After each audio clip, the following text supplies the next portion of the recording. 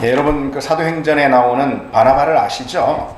바나바는 초대교회에서 큰 영향력을 가졌던 그런 사도는 분명 아니었습니다. 바나바의 사역들 중에 우리 시선을 끌만한 특별하고 또 놀라운 그런 일들은 성경에서 찾아볼 수 없습니다. 그러나 다른 사람들을 지지해주고 또 격려해주는 그의 성품이 초대교회 가운데 얼마나 결정적인 영향력을 행사했는가는 우리가 쉽게 사도행전을 통해서 확인할 수가 있습니다. 그래서 그는 본래 바나바라는 이름이 아니라 요셉이라는 이름입니다. 본래 요셉이라는 이름이 있었음에도 불구하고 바나바라는 그런 별명으로 불렸습니다. 바나바는 위로자 또는 격려자 그런 뜻입니다. 바나바는 별명 그대로 격려의 사역자였습니다. 그래서 바나바의 사역의 주된 도구는 뭐냐면은 위로하는 것입니다. 칭찬하는 것입니다. 격려하는 것이고 인정하는 것이고 이렇게 지지해 주는 것입니다. 그래서 그가 있으면은 공동체에 속한 모두가 다 이렇게 막 인정을 받고 그리고 또 위로를 얻고 격려를 받게 됩니다. 그래서 낙심한 사람들이 용기를 내고 그리고 또 심지어 막 비난을 받는 그런 사람들, 그래서 움츠리게 되는 그런 사람들도 믿음 안에서 자존감을 이렇게 회복하게 됩니다. 그래서 공동체 전체로 보자면은 교회 공동체 전체가 이렇게 다 그 가운데 긍정의 에너지가 흐르게 됩니다. 그게 바나바가 했던 그런 역할, 사역이었습니다. 바나바는 비록 바울처럼 로마 제국 곳곳에 하나님의 교회를 개척하고 세워나가는 그런 믿음의 업적들을 남기진 않았습니다. 그러나 자기 주변의 교우들을 인정해주고 지지해주고 격려해주는 것을 통해서 초대교회를 든든히 세우는 그 역할에 있어서만큼은 바울에 뒤지지 않았다 말할 수가 있습니다. 격려는 사람을 변화시킵니다. 그리고 공동체를 든든히 세워줍니다. 그런데 우리가 그걸 모르는 바 아닙니다. 그걸 다 알면서도 크게 잘 되지 않을 때가 참 많습니다. 한 가정사역단체가 나에게 상처를 주고 그리고 큰 고통을 안겨준 사람이 누군가라는 그런 질문을 던졌을 때 그 중에 40.7%가 아버지다 그렇게 이제 답을 했다라는 것이죠. 그리고 32.1%가 어머니다. 그리고 27.2%는 다른 가족이다 그렇게. 그래서 1, 2, 3등이 내 인생 가운데 큰 상처와 고통을 안겨준 사람이 누굽니까? 1, 2, 3등이 다 가족. 사실 이제 위로를 얻고 격려를 받고 그리고 힘을 얻어야 하지 않습니까? 그렇게 이 위로와 힘과 격려를 가장 많이 얻는 것이 가정이잖아요. 그런데 그 가정에서 오히려 큰 상처와 고통을 받고 있는 현실이라는 거죠. 이라는 겁니다. 근데 가정이 그렇다면은 사실 교회도 다를 바 없다. 교회도 다르지 않을 거다. 그런 생각을 또 해보지 않습니까? 어디에서보다 많은 격려와 위로를 받아야 할 곳. 그럼 또 교회잖아요. 그런데 그럼에도 다른 어디서보다 교회에서 가장 큰 아픔을 만나고 또 상처를 겪는 그런 현실이 있기도 합니다. 사람을 변화시키는 것은 막 이렇게 가르치거나 체근하거나 그런 걸로 되는 게 아니라는 걸 우리가 스스로 경험할 때가 참 많습니다. 그런데 우리는 그 간단한 한마디, 격려하는 걸 통해 사람이 변화가 되는데요. 격려하면 사람이 달라지는데요. 근데 간단한 말 한마디 참 인색한 경우가 많습니다. 저도 그런 것 같아요. 격려의 한마디라는 것은 사실 냉수 한 그릇 대접하는 것보다 훨씬 쉬운 거잖아요. 물론 격려의 말에 마음이 담겨야 하는 거지만 냉수 한 그릇 대접하는 것보다 훨씬 쉬운 건데 참 그게 잘 안 돼요. 냉수 한 그릇 대접하는 것보다 훨씬 쉽지만 그 격려의 한마디, 그 한마디의 영향력과 능력은 실로 가늠할 수가 없습니다. 큽니다. 그래서 베드로는 너는 베드로라. 내가 이 반석 위에 내 교회를 세우리라. 주님의 그 지지, 주님의 그 격려의 한 말씀, 그것을 통해서 초대교회 기둥 같은 사도가 되지 않았습니까? 아까 소개한 그 바나바 역시 마찬가지예요. 바나바의 지지와 격려가 바울을 교회의 무대로 데뷔시켰고 그리고 초대교회 가장 유명한 가장 헌신적인 사도로 세워졌던 것이죠. 바나바의 격려가 그랬습니다. 그래서 여러분 격려의 말에 반응하지 않는 사람 하나도 없어요. 뭐 가르치고 훈계하면 반응하지 않을 수가 있어요. 그런데 격려의 말 한마디, 그것을 반응하지 않을 사람 하나도 없습니다. 그리고 한편 그 격려의 말 한마디에 갈증을 갖고 있지 않는 사람 역시 하나도 없다라고 생각할 수 있습니다. 그렇죠? 가족의 격려, 친구의 격려, 아니면 뭐 교우들의 격려, 그런 격려 한마디가 필요하지 않은 사람, 그런 사람 하나도 없을 거예요. 예. 그리고 교회로 보자면은 목사인 저도 마찬가지입니다. 예. 그래서 인정받고 격려받는 목회자가 사실 성도들 더 잘 섬기고 말씀으로 잘 공급합니다. 예. 그런데 여러분도 마찬가지예요. 여러분도 바로 그 사실이 제가 다른 어떤 것보다 이 격려의 목회자가 돼야 한다라는 그런 이유가 되는 것입니다. 그래서 여러분, 저나 여러분이나 다 이렇게 격려하는, 위로하는, 예, 그래도 인정해주고 지지해주는 그런 이제 이 격려의 그런 공동체, 격려의 은혜들, 또 그 격려를 통해서 우리 가운데 쏟아져 나오는 그런 여러 열매들, 그걸 맛보는 그런 우리 삶들이, 또 우리 가족과 또 우리 공동체가 되기를 바랍니다. 여기 오늘 본문은 한마디로 격려의 말씀이에요. 그래서 누가 격려하셨냐? 주님이 제자들을. 주님께서 제자들을 힘주시고 위로해 주시고 복돋아 주시고 용기를 주시고 격려하시는 그런 말씀입니다. 그래서 우리가 지금 계속 나누고 있는 이 본문 있잖아요. 이거 한 단락으로 이렇게 묶어보자면 요한복음 우리가 강해를 나가고 있는데 13장부터 16장까지는 한 단락입니다. 그래서 이 13장부터 16장까지가 어떤 말씀의 내용이냐? 바로 주님의 마지막 설교예요. 주님께서 십자가를 지시기 전날 밤 6월절에 예루살렘의 한 다락방에 제자들을 다 둘러 앉혀 놓으시고 주님께서 마지막 고별 설교를 해주시는 그 설교의 내용이 우리 쭉 지금 살펴보고 있는 13장부터 16장인데 오늘 마지막입니다. 예. 근데 그 본문의 긴 이제 설교 내용 가운데 그 설교를 지금 마무리하십니다. 끝맺으시면서 주님께서 뭐라고 말씀하시느냐? 이것을 비유로 너희에게 일렀거니와 때가 이르면 다시는 비유로 너희에게 이르지 않고 아버지에 대한 것을 밝히 이르리라. 지금까지 비유로 가르쳤는데 이제는 비유로 하지 않고 밝히 가르치리라. 여기서 이제 비유로 말씀하셨다라는 것은 다소 애매하게 말씀하셨다, 뭐 그런 이제 뜻으로 보면 됩니다. 지금까지는 다소 애매하게 말씀하셨는데 그러나 이제부터는 아주 명확하게 밝히리라, 그런 뜻입니다. 사실 지금까지 주님께서 이 들려주신 말씀들은 제자들에게 마치 수수께끼와 같았을 수 있습니다. 특별히 방금 전에 하신 말씀이라는 것은 이 전절, 우리가 지난주에 우리가 살펴본 말씀인데요. 제자들이 당할 고통에 대해서 주님 말씀하시면서 해산하는 여인의 고통에 비유하시잖아요. 해산하는 여인의 고통. 그것은 기쁨을 예약받은 고통이라고 지난주 말씀 우리가 나눴잖아요. 너희들이 이제 고통을 당할 건데 그건 해산하는 여인의 고통과 같을 거다. 이 말씀 도무지 무슨 말씀인지 알 수가 없어요. 제자들이. 이게 무슨 뜻으로 그런 말씀 하실까? 제자들이 이해할 수가 없는 그런 말씀이었어요. 무엇보다 가장 이해하기 어려웠던 말씀은 예수님께서 이런 말씀 자꾸 하시는 거예요. 당신이 이제 죽으시고 떠나실 것이다. 그걸 자꾸 예고하시는 것입니다. 제자들은 도무지 이해를 할 수가 없었어요. 아니, 예수님이 메시아시고 하나님의 아들이시고 구원자이신데 아니 왜 그런 예수님이 자꾸 죽으신다고 그러고 우리를 떠나신다고 그럴까? 그게 무슨 뜻이야?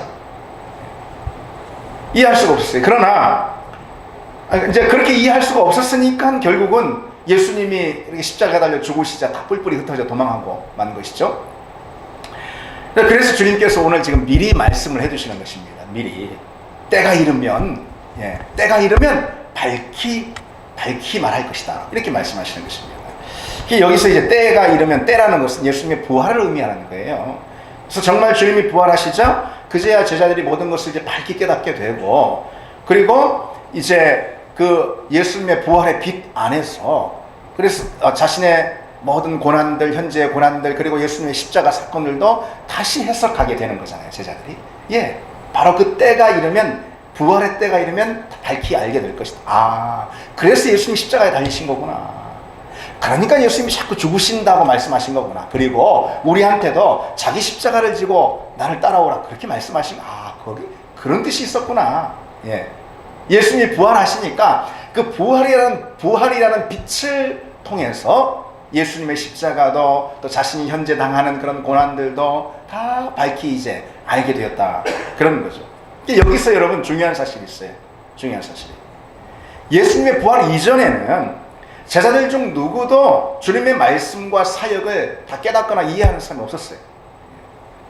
그러나 주님이 부활하시자 모든 것을 밝히 다 알게 되었습니다. 그동안 해주신 주님의 말씀들, 그동안 행하신 주님의 사역들이 어떤 의미가 있는 것인가 이제야 다 알게 됐다. 그런 뜻입니다.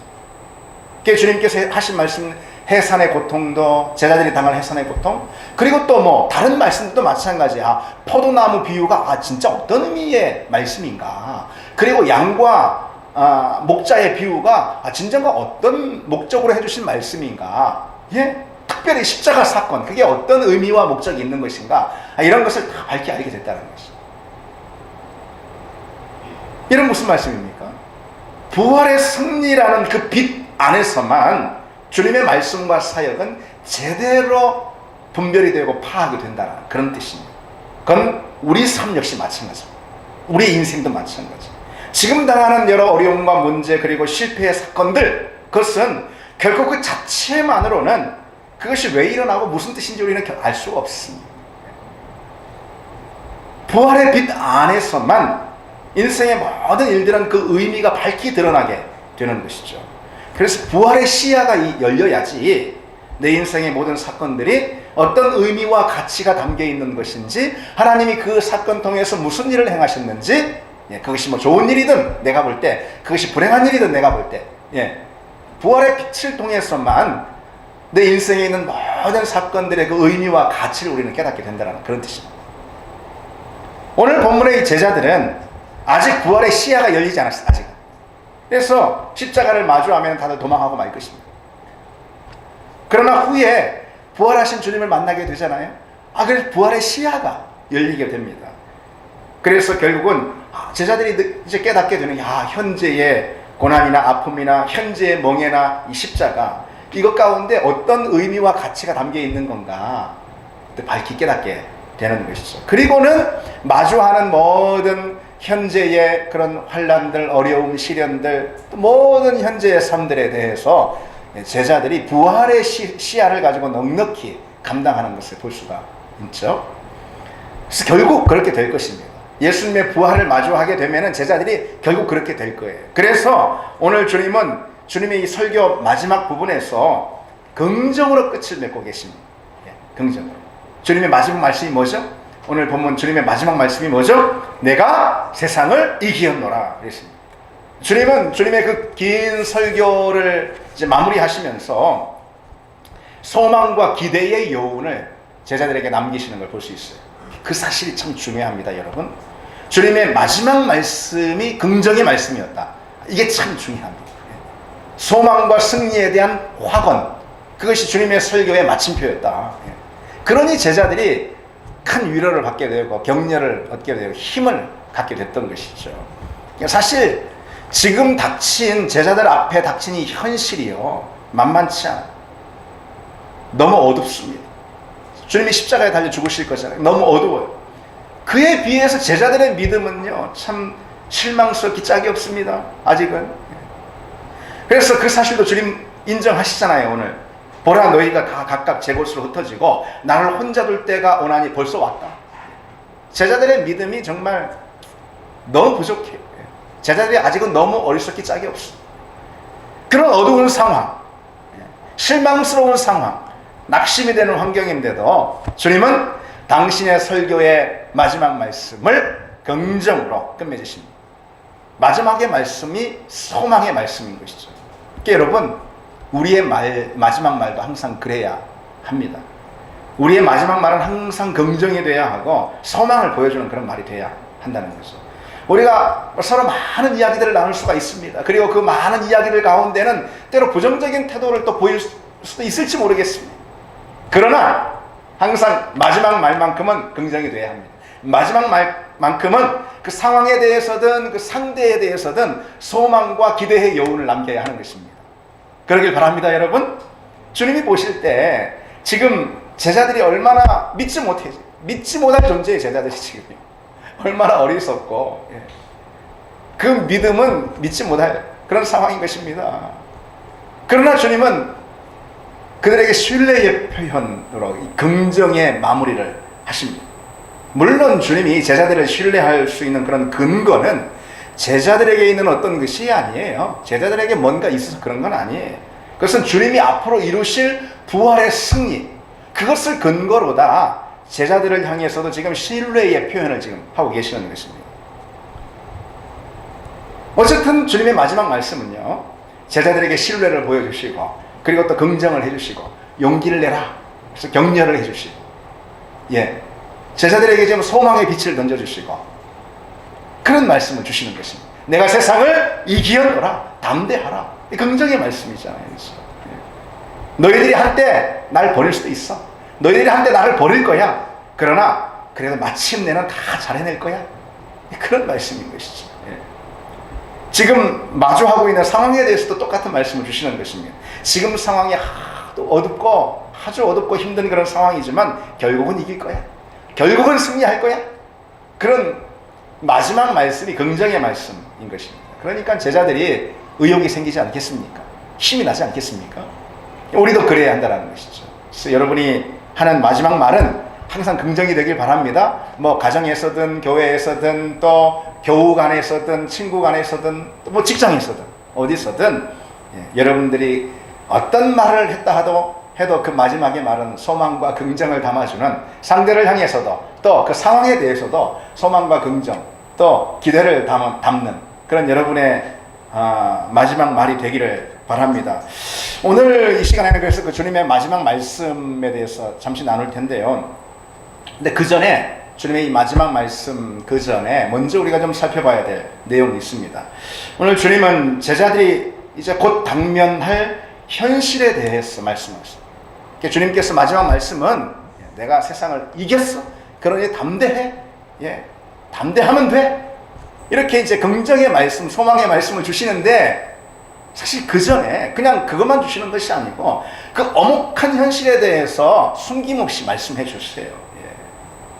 제자들이 곧 당면할 이 현실, 그 두렵고 떨리는 그 현실에 대해서 뭐 대충 얼버무리시지 않는다는 것입니다. 주님께서 무슨 어려움이나 뭐 환난 같은 게 뭐 있겠어, 뭐 그런 식으로 적당히 그렇게 말끝을 흐리지 않으셨다는 것입니다.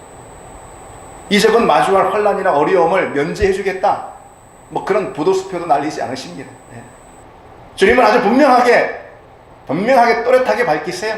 뭐라고요? 세상에서는 너희가 환난을 당하라. 세상에서는 너희가 환난을 당하라.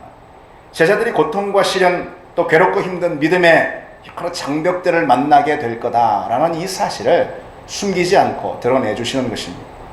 여러분, 성경은 우리 믿음의 사람들이 당하는 그 환난을 신앙생활의 아주 자연스러운 일부다, 그렇게 가르쳐주고 있습니다.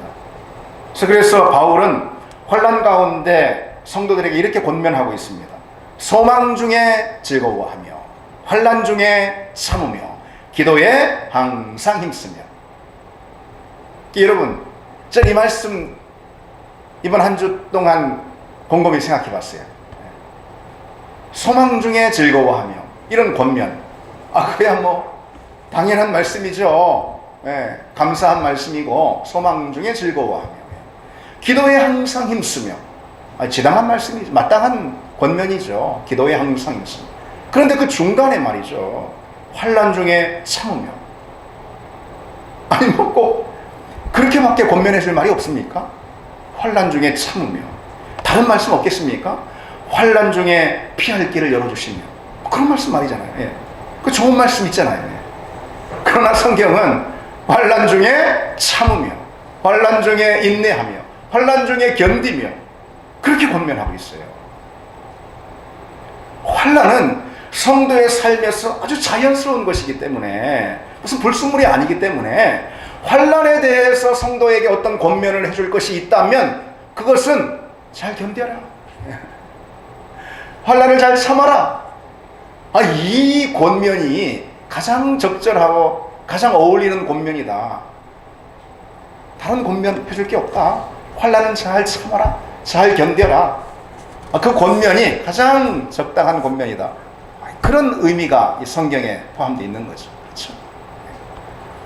그래서 사도들은요, 당시 그 환난을 맞은 성도들 있잖아요. 그 성도들에게 그리고 환난이 지금 있든 없든, 지금 평안 가운데 있든 무슨 상황 가운데 있든, 하여튼 사도들은 아주 종종 성도들에게 환난이 있을 거라는 이 사실을 숨김없이 예고해 줍니다. 그래서 바울은요, 이제 막 신앙생활한 초신자들, 이제 막 신앙생활을 한 자기 제자들에게 이렇게 권면하고 있습니다. 제자들의 마음을 굳게 하여 이 믿음에 머물러 있으라 권하고, 또 우리가 하나님 나라에 들어가려면 많은 환난을 겪어야 할 것이다. 그렇게 말씀하고 있어요. 마음을 단단히 먹으세요. 마음을 단단히 먹으세요. 천국을 향해 가는 여러분의 여정 가운데는 큰 환난이 기다리고 있습니다. 이제 신앙생활 시작하는 사람한테 무슨 재 뿌리는 것도 아니고. 바울은 그러나 그렇게 말씀하고 있습니다. 그리고 또 바울이 이렇게 말하고 있는 대목도 있습니다. 자기 자신에 대해서 데살로니가 그 교회 성도들에게 이렇게 이제 소개하는 그런 내용인데요. 우리가 너희와 함께 있을 때에 장차 받을 환난을 너희에게 미리 말하였는데 과연 그렇게 된 것을 너희가 아느니라. 여러분 잘 들어보세요. 우리가 너희와, 다시 말해 데살로니가 교회 성도들 너희와 함께 있을 때에 장차 받을 환난을 너희에게 미리 말하였는데 과연 그렇게 된 것을 너희가 다 안다. 이렇게 편지하고 있습니다. 이거 좀 흥미롭지 않습니까, 여러분? 이런 뜻인 거예요, 이런 뜻.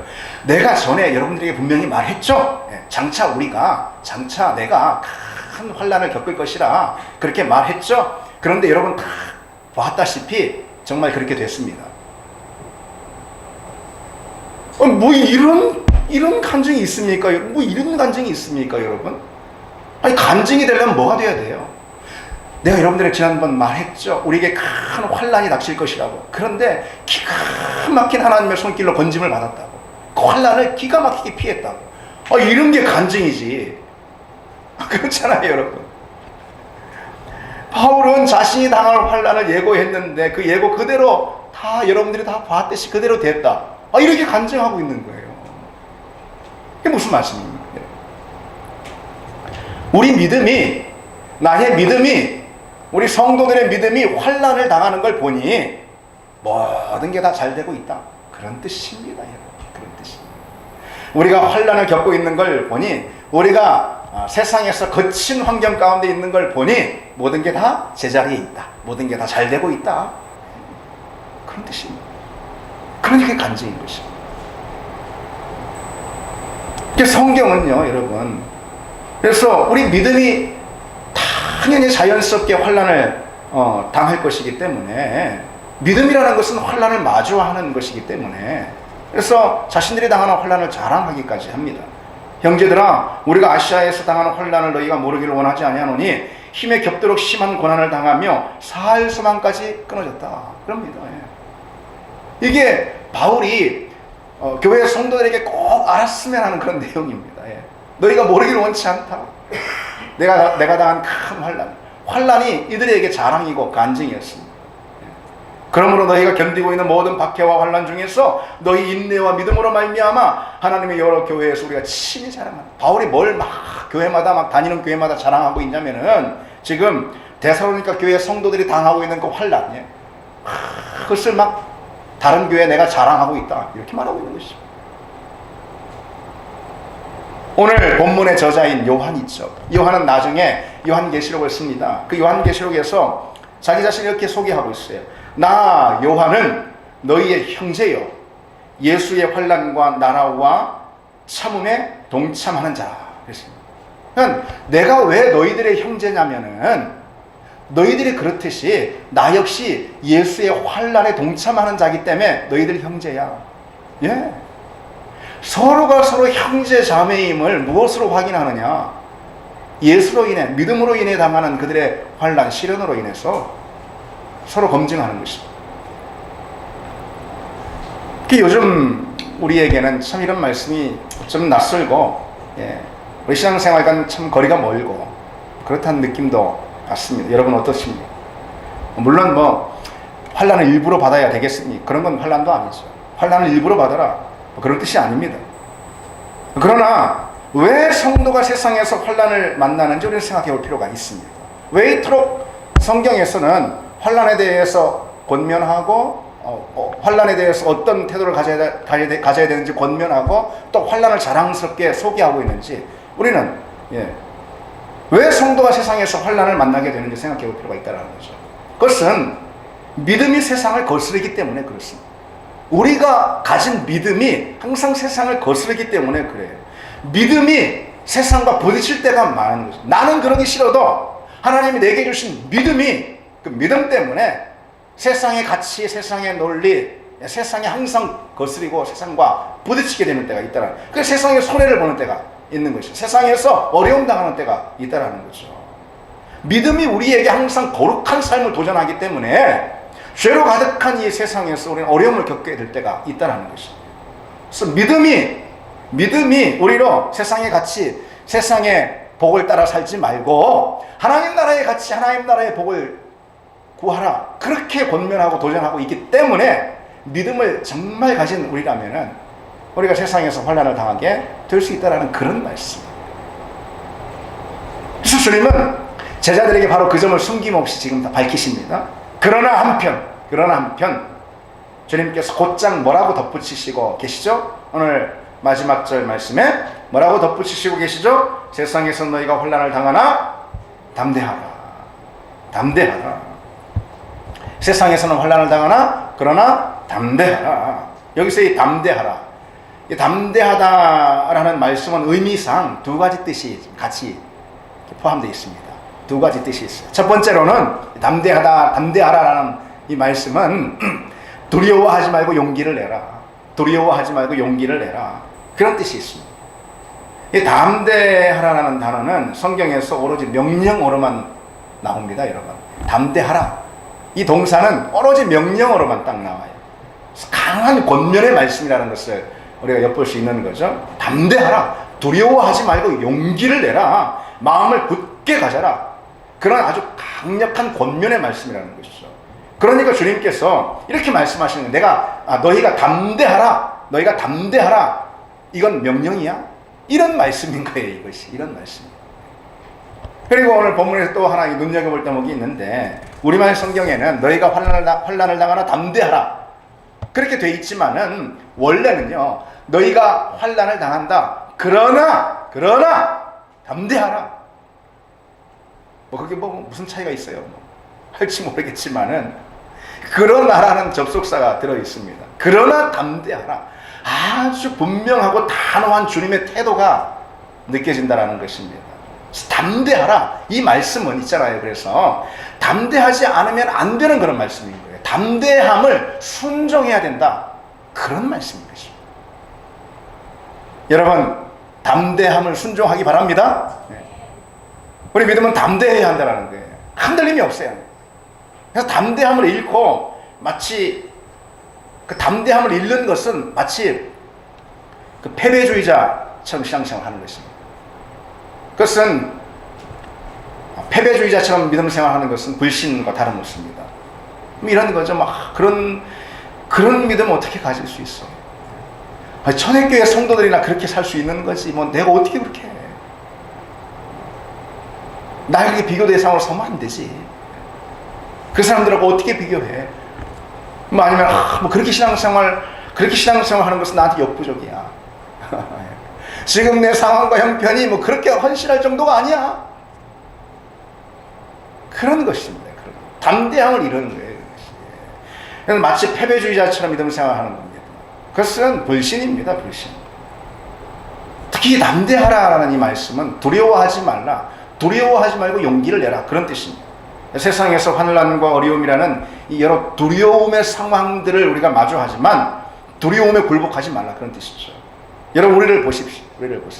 때로 두려움에 우리 믿음이 삼켜집니다. 두려움에 우리 믿음이 마비됩니다. 그래서 두려움은 믿음의 가장 큰 적입니다. 믿음이 약해질 때 가장 먼저 우리 마음을 사로잡는 것이 바로 두려움입니다. 두려움. 그래서 두려움은 우리 믿음을 넘어뜨리게 하는 가장 큰 원인이 됩니다. 그래서 이런 말이 있어요. 어떤 사람이 길을 가다가 그 재난과 두려움이 그 두 친구를 만났다라는 것입니다. 그 사람이 재난에게 먼저 물었습니다. 재난아, 너 어디 가니? 그러니까 지금 사람 1만 명을 죽이러 가. 뭐? 너 혼자 1만 명을 죽인다고? 아니, 나는 한 명만 죽이면 돼. 그러면 내 옆에 있는 두려움이 알아서 다 처리할 거야. 이렇게 끔찍한 재난을 너무 뭐 좀 착한 말투로 얘기해가지고 여러분들이 뭐 느끼질 못합니다. 실제 환경은 한 명만 죽여도 나머지 1만 명은 두려움이 죽인다는 그런 뜻입니다. 신앙생활 역시 마찬가지예요. 신앙생활에서도 실제 환경보다는 그에 대한 두려움, 그것 때문에 모든 것을 빼앗기는 경우가 참 많습니다. 두려움은 해보지 않고 그냥 무너지게 만드는, 두려움이라는 것은 해보지도 않고 포기하게 만드는 거잖아요. 여러분, 여호수아 한번 생각해 보세요.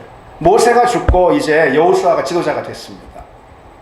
근데 여호수아가 처음 이제 지휘봉을 잡으려 할 때, 아니 세상에 모세한테도 그렇게 그냥 맨날 덤벼쌓는 그 이스라엘 백성들 이제 이끌려고 하니까 두려움이 앞서는 거예요. 더군다나 모세도 그렇게 하지 않았던 일 어떤 거예요? 저 그냥 사나운 족속, 가나안 족속 쳐부셔서 이제 다 몰아내야 하잖아요. 정복전쟁해서 지뢰 건너게 된 것이죠. 그런 여호수아의 두려움의 마음을 아시고 하나님께서 뭐라고 말씀하시죠? 강하고 담대하라. 두려워하지 말며 놀라지 말라. 이것이 여호수아에게 가장 먼저 해주신 말씀입니다. 바울도 그랬어요. 바울도 한 번은 고린도 교회에 전도 여행 가서 전도해보기도 전에 너무 두려운 거예요. 그래서 고린도는 항구 도시라 막 너무 타락한 도시예요. 여기 과연 전도가 될까? 이 강팍한 곳에 정말 교회를 세울 수 있을까? 두려움에 사로잡힙니다. 그런 바울에게 환상 가운데 하나님 뭐라고 말씀하시죠? 두려워하지 말며 침묵하지 말고 말하라. 두려워하지 말라. 그래서 여러분, 성경을 보면은요, 하나님께서 하나님의 백성들에게 가장 많이 말씀하시는 내용이 어떤 거냐? 그것은요, 두려워하지 말라. 그것입니다. 담대하라. 이런 거죠.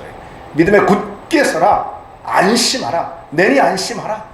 두려워하지 말라. 담대하라. 이 말씀을 성경에서 하나님이 가장 많이 그의 백성들에게 하십니다. 여러분, 그 사실을 기억하시기 바랍니다. 그리고 담대함을 순종하기 바랍니다. 담대함이라는 것은, 담대하라, 이것은 그냥 주신 말씀이 아니라 하나님 명령인 것입니다. 그 명령에 순종하고 담대함의 열매들을 맺어가는 간증을 내가 여러분 되길 바랍니다. 둘째로 이 담대하라는 말씀, 두 가지 의미가 있다고 그랬잖아요. 하나는 그런 명령의 뜻과 함께 이런 뜻도 있어요. 낙심하지 말고 힘을 내라. 그런 격려의 의미가 있습니다. 담대하라, 이것은 낙심하지 말고 힘을 내라. 힘내렴, 그것입니다. 세상에서 너희가 환난을 당하지만은, 그러나 너희가 시기에 빠지지 말고 힘내렴. 그래서 담대하라는 말씀은 힘내렴, 그런 격려의, 부드럽고 따뜻한 격려의 뜻이 있습니다. 다른 것도 다 그렇지만 신앙생활도 낙심의 환경들이 많잖아요. 신앙의 환경들은 늘 거칠고 녹록하지 않은데, 그런데 그에 비해서 우리는 참 연약할 때가 많잖아요. 그래서 낙심이 오는 것입니다. 또 이 신앙생활이라는 것이 단거리 경주가 아니잖아요. 한번 힘 탁 써서 단거리 경주가 아니잖아요. 이것은 긴 마라톤과도 같잖아요. 그래서 울퉁불퉁하고 끝이 보이지 않는 그런 이제 긴 경주로 때로 우리가 지치고 상심이 되는 때가 이렇게 있습니다. 그러나 그때마다 힘내렴, 주님의 이 격려가 있다는 것을 여러분 기억해야 합니다. 성경은 믿음 생활을 경주, 그러니까 다름질로 종종 묘사하고 있어요. 그런데 이 다름질이 다 그렇듯이 믿음의 경주도 지치고 낙심이 되는 때가 있는 것입니다. 때로는 다름질 하다가 그저 목표를 잃어버리고 그냥 힘이 다 빠져가지고 그냥 포기한 것처럼 터덕터덕 그렇게 걷게 될 때가 있다는 거죠. 그러나 주님이 오늘 말씀처럼 힘내렴, 그런 우리에게 이제 힘내렴 이렇게 하신다는 것입니다. 여러분, 히브리서 12장의 이 말씀을 아십니까? 이 말씀 한번 떠올려 보시기 바랍니다. 이러므로 우리에게 구름같이 둘러싼 허다한 증인들이 있으니 모든 무거운 것과 얽매이기 쉬운 죄를 벗어버리고 인내로서 우리 앞에 당한 경주를 하며 믿음의 주여 또 온전케 하시는 예수를 바라보라. 이러므로 우리에게 구름같이 둘러싼 허다한 증인이 있으니 그랬습니다. 예. 믿음의 주여 온전케 하시는 예수를 바라보라 그랬습니다. 이게 무슨 말씀이냐면 이런 거예요, 여러분. 그래서 여러분 이 시간 다 눈을 한번 감아보시기 바랍니다. 미리 눈 감고 계신 분들도 많이 계시네. 예. 눈을 한번 감아보시기 바랍니다. 자신 마시고 올림픽 메인 스타디움을 한번 큰 메인 스타디움을 한번 떠올려 보시기 바랍니다. 그 거대한 경기장을 한번 떠올려 보세요. 지금 육상 경기, 그것도 장애물 경기가 펼쳐지고 있습니다. 그저 단순한 허들 정도가 아니라 아주 막 거친 장애물들이 곳곳에 있습니다. 그리고 선수로 나선 사람들은 바로 여러분입니다. 여러분이 경주자로 나서가지고 그 거친 장애물을 뛰어넘고 달리고 있는 것입니다. 여러분 떠올렸습니까? 떠올리셨습니까? 예. 근데 이제 여러분의 시선을 눈을 감으시고 이 스탠드를 향해서 한번 돌려보시기 바랍니다. 경주장이 아니라 스탠드를 향해서. 그곳에 꽉 메운 사람들이 있습니다. 그런데 좌석에 앉아있는 사람 하나도 없어요. 다 좌석에서 일어나 있어요. 그리고 경기장 한복판에서 달리고 있는 그 장애물 경기를 하고 있는 여러분을 향해 시선을 다 고정하고 있습니다. 그 사람들이. 그래서 여러분의 발걸음, 또 여러분의 몸짓 하나하나에 다 시선이 모아지고 있습니다. 그리고 여러분이 장애물을 넘을 때마다 열렬히 막 박수를 치고, 또 여러분이 장애에 걸려서 막 애쓸 때마다, 힘들 때마다, 넘어질 때마다 막 목이 쉬어라 막 그냥 다 응원을 합니다. 그런 장면을 한번 떠올려 보시기 바랍니다.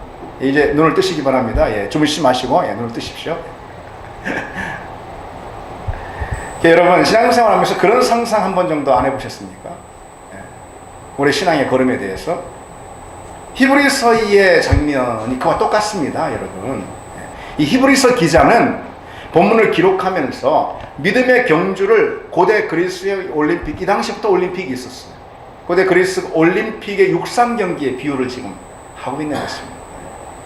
그래서 이 편지를 받아본 독자들은 당시 유행하고 있던 그 올림픽 육상 경기를 통해서 지금 히브리서 기자, 다시 말해 발신자가 강조하고 있는 믿음의 경주가 어떤 것인지 생생하게 떠올릴 수 있었다는 것이죠. 이러므로 우리에게 구름같이 둘러싼 허다한 증인들이 있으니 믿음의 주여 또 온전케 하시는 예수를 바라보자. 예. 구름같이 둘러싼 허다한 증인. 우리가 경기장에서 경주를 행할 때 스탠드에서 있는 많은 그런 군중들 말하는 것이, 사실 그 군중들은 다른 사람이 아니에요. 이미 그 경기장에서 우리보다 앞서서 그 경기를 마치고 승리한 다음에 그 스탠드로 올라선 우리 믿음의 선배들을 의미하는 것입니다. 그 믿음의 선배들이 하나님 나라에서 다 우리를 막 응원한다. 구름같이 둘러싼 허다한 증인들이다. 그들이 우리를 응원한다. 그런 뜻입니다. 그리고 더 중요한, 가장 중요한 거, 저 목표점에서 바로 우리 주 예수 그리스도 우리 주님께서 손짓하시며 우리를 부르시며 우리를 격려하시고 할 수 있다. 예. 힘내라. 예. 우리를 응원하신다. 그런 뜻입니다. 다른 누구도 아닌 우리 주님께서 응원하시고 격려하시는 거죠. 그러니까 여러분, 종종 우리가 신앙생활 하다가 우리 인생을 살다가 격려가 없다, 나를 응원하는 사람이 없는 것 같다, 그렇게 낙심하는 때가 있습니다. 격려에 목말라 하는 사람이 있습니다. 격려가 없어 마음이 상하고 힘들다 여기는 사람이 있습니다. 그러나 여러분 기억하십시오. 격려가 있습니다. 격려가 있습니다. 주님의 격려, 다른 사람의 격려가 아니고 주님의 격려, 주님의 응원입니다. 사람의 응원에 비할 바가 되겠습니까? 주님의 격려에, 사람의 격려와 위로에 비할 바가 되겠습니까? 그래서 여러분, 우리가 왜 그 주님의 격려, 주님의 응원, 그 주님의 목소리를 듣지 못할까요? 그래서 우리가 이 신앙의 마라톤에서 우리가 자꾸 쓰러질까요? 낙심할까요? 하루 좀 잠시만이라도 여러분 눈을 감고 아까처럼 여러분 그 믿음의 경주장을 떠올려 보시기 바랍니다. 저 앞에서 우리를 손짓하시고 또 이미 이 자리에 달려오셔서 우리 등을 떠미시는 그 주님의 격려를 한번 여러분 하루 좀 잠시만이라도 눈을 감고 십자가를 묵상하고 주님의 부활을 묵상하면서 복음을 가슴에 담고 여러분 한번 주님의 격려의 음성을 듣기 바랍니다. 격려가 왜 없습니까? 격려가 있습니다. 그리고 또 하나 중요한 점, 그 주님의 응원과 격려, 그리고 두려워하지 말고 담대하라라는 그 명령은 그저 세상 사람들이 뭐 아무 근거 없이 주는 거 아니에요. 그냥 위로해주면서 뭐 힘내, 그런 정도의 말씀, 그런 응원이 아닌 거예요. 이것은 근거가 있어요. 근거가. 예. 주님께서 야 힘내라, 힘내, 예. 담대해야지. 주님이 이렇게 말씀하실 때는 그 말씀하시는 근거가 있다라는 것입니다. 무엇의 근거에서 그런 말씀 주시는 거죠? 예. 세상을 이기신 주님의 승리에 근거해 있습니다. 그래서 오늘 본문에 담대하라, 내가 세상을 이기었노라. 내가 세상을 이기었노라. 주님은 부활을 통해 사망 권세 이기셨잖아요. 세상이 갖고 있는 가장 큰 권세는 사망이죠. 죄가 사용하는 가장 큰 권세 역시 사망입니다. 주님은 이 부활을 통해서 세상의 그 사망 권세를 패배시키셨다라는 거죠. 그리고 주님이 세상을 이기셨기에 우리 역시 필연적으로 이기는 삶을 산다라는 그런 말씀. 여러분, 우리 인생에서 울리는 여러 승리의 북소리들이 있을 수 있어요. 네. 의사가 말하기를 당신 건강이 완전히 회복됐습니다. 뭐 이런 승리의 북소리가 있을 수 있어요. 취업에 합격했습니다. 뭐가 잘 됐습니다. 그런 승리의 북소리가 있을 수 있습니다. 그러나 우리 인생에서 울리는 승리의 북소리는 그런 게 아니에요. 진정한 승리의 북소리는 그런 게 아니에요. 주님이 부활하셨다라는 그런 복음, 그게 우리 인생에서 울리는 진정한 승리의 북소리인 줄 믿습니다. 주님의 부활이 승리의 북소리, 복음이 승리의 북소리죠. 천국의 소망이 승리의 북소리입니다. 우리는 그 소식이, 그 소리가 우리 귀전에 들려야 하는 것이죠. 그 소식이 우리에게 들릴 때 우리 삶의 현장이 어렵고 힘들어도 우리는 이미 승리한 싸움을 싸우고 있다는 걸 우리 기억하게 되는 것입니다. 그런 은혜가 있기를 바랍니다, 여러분. 우리가 세상에서 얻는 막 조그만한 좁쌀만한 승리로다가 사는 사람들이 아닙니다, 여러분. 그렇게 부름을 받은 사람들이 아니에요, 여러분. 우리는 예수가 얻은 승리로 사는 사람들입니다. 예수님이 십자가에서 죄의 권세를 깨뜨리신 그 승리, 그것으로 우리에게 구원을 획득해 주신 그 승리, 예수님께서 부활을 통해서 우리에게 생명을 선물해 주신 바로 그 승리, 그 승리라는 복음의 북소리를 듣고 사는 사람들이지, 어떤 형편에서든 여러분 그 주님의 승리의 북소리를 듣기를 바랍니다. 그것이 여러분에게 격려가 되고 여러분에게 응원이 되기를 바랍니다. 이제 말씀을 맺겠습니다. 세상에서 너희가 환난을 당하나 담대하라, 내가 세상을 이기었노라 그랬습니다. 이번 한 주간도 그런 믿음의 승리가 여러분의 삶 가운데 기록되기를 바랍니다. 우리 같이 이 찬양 하시겠습니다. 오늘 본문을